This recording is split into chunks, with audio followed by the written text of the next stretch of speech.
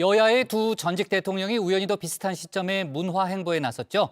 조금 전 문재인 전 대통령은 경남 양산 사저 인근에 평산 책방 현판식을 열었는데요. 온라인 북클럽도 운영할 예정이라고 합니다.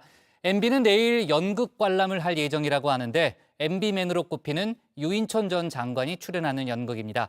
박준호 마커가 주민에서 관련 소식을 정리했습니다. 한쪽은 전광훈 리스크, 또 다른 한쪽은 돈봉투. 최근 여야의 상황은 이 한마디로 요약할 수 있을 듯한데요. 여야가 동시에 위기를 맞으면서 각 당 출신 전직 대통령들의 행보에 관심이 쏠리고 있죠. 내년 총선 국면에서 이 구원 등판에 나설 수도 있기 때문인데요. 이 여당에서는 MB, 야당에서는 문재인 전 대통령이 슬슬 몸을 풀고 있는 모양새입니다. 먼저 MB부터 좀 인해보겠습니다.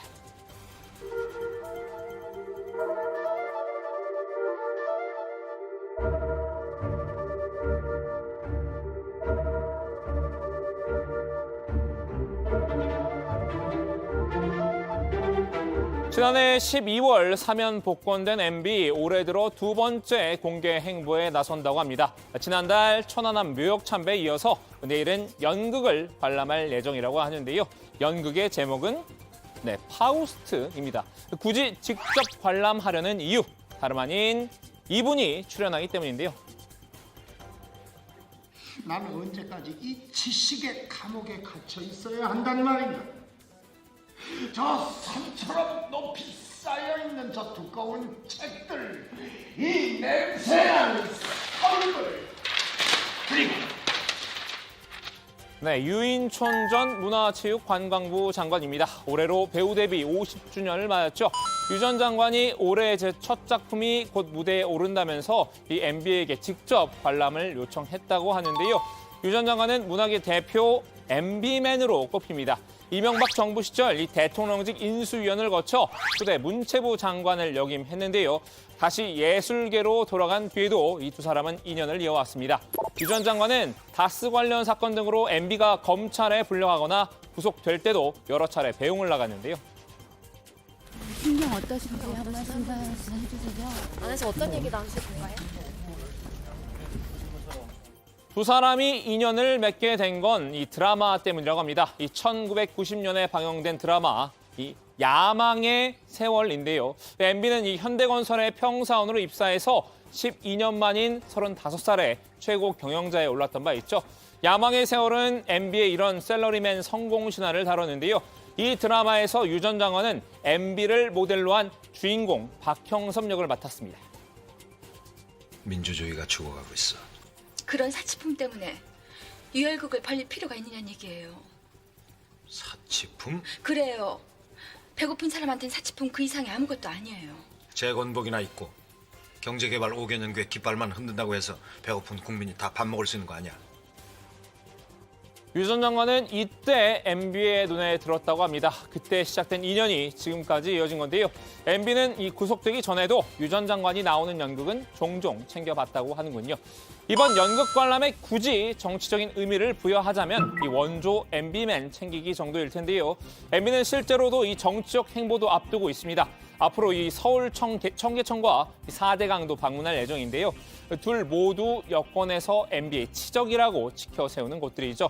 이 MB 측 관계자는 일정을 정해두진 않았지만 방문할 생각이 있는 것으로 안다고 전했는데요. 구체적인 일정은 이 건강 상태에 따라 결정될 것 같다고 합니다. 겉으로 드러난 일정이 아니더라도 MB는 이 물밑에서 국정 운영에 관련해서 여러 조언을 전하고 있는 듯합니다.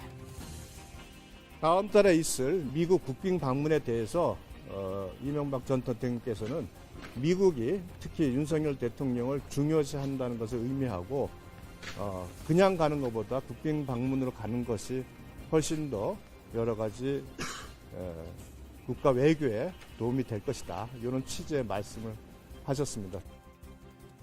자, 이제 두 번째 인물로 넘어가 볼까요? 야당 불펜에서 몸을 풀고 있는 문재인 전 대통령입니다. 자의반 타의반으로 야당에서 계속 거론되고 있는데요. 잊히고 싶다며 자연인의 삶을 추구했건만 쉽사리 잊히기 어려운 분위기죠. 이제 문 전 대통령도 어느 정도 마음을 내려놓은 것 같은데요. 일단 제가 이제 자연인으로서는 잊혀질 수가 없는 것이지만 마지막 현실 정치의 영역에서는 마지막 이제는 잊혀지고 싶다. 그런 뜻을 이제 그렇게 밝혔던 것인데 우선은 끊임없이 저를 현실 정치로 소환하고 있으니까요. 그 꿈도 허망한 일이겠죠.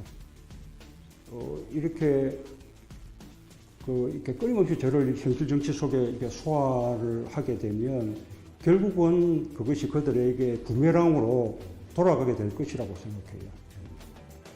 잊힐 수 없는 현실을 그냥 받아들이기로 했나 봅니다. 조만간 공개될 다큐멘터리 문재인입니다의 한 장면인데요.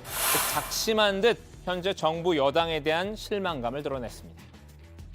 5년간 이룬 어떤 성취, 제가 이룬 그 성취라기보다 대한민국 국민들이 함께 이룬, 그래서 대한민국이 성취를 한 것인데 그것이 이렇게 순식간에 무너지고 또 과거로 되돌아가고 그런 모습들을 보면서 한편으로 허망한 생각이 들죠.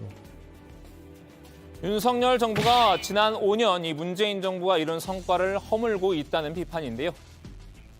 밤잠을 설쳐가면서 했던 게 어느 순간 바닥을 치는 게 보이니까 본인은 약간 좀 너무 허무하고 이렇게 가는 건가 이런 생각을 하시는 날도 있는 것 같아요. 여당에서는 곧바로 반발이 나왔습니다. 잊혀지고 싶다던 전직 대통령이 잊혀질세라 이 현 정부를 비판하고 있다고 꼬집은 건데요.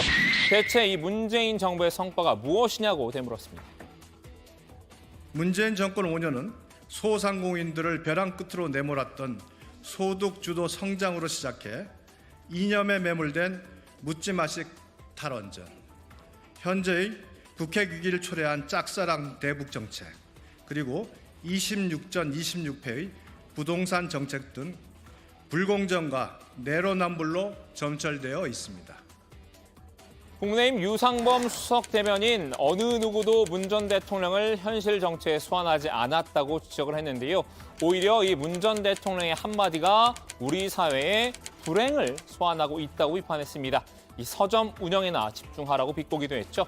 이 여당의 공격 때문은 아니겠지만 때마침 이 문 전 대통령은 오늘 서점에 현판식을 열었습니다. 경남 양산 사저에서 직선거리로 약 170m 떨어진 거리에 이 책방을 세운 건데요.